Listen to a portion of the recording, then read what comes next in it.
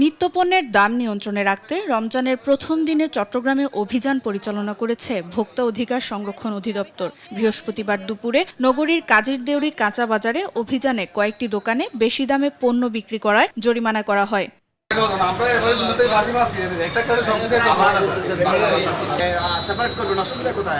দাম নিয়ন্ত্রণ ও বাজার স্থিতিশীল রাখতে কুষ্টিয়ায় অভিযান চালিয়েছে ভ্রাম্যমাণ আদালত। সকালে কুষ্টিয়ার পৌরবাজারে জেলা প্রশাসনের এ অভিযানে একটি ফলের দোকানকে ২,০০০ টাকা ও একটি মুদি দোকানকে ১,০০০ টাকা জরিমানা করা হয়।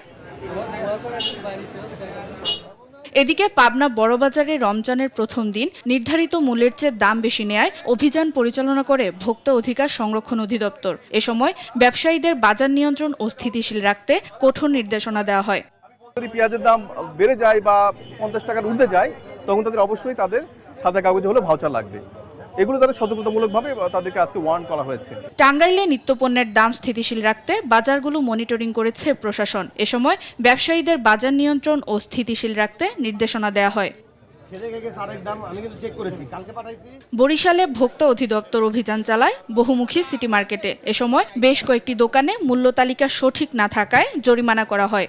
অনেকেরই মূল্য তালিকা আপডেট নাই, তারা 24-25 সালের মূল্য তালিকা এখনো রেখে দিয়েছে বা সেই মূল্যটাই রেখে দিয়েছে। এজন্য কিছু প্রতিষ্ঠানকে জরিমানা আরোপ করা হয়েছে।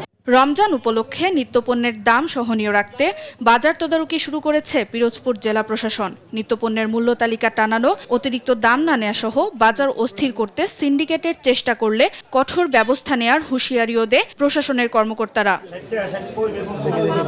সুপ্রিয়া তৃষা, নিউজ ডেস্ক, দেশ টিভি।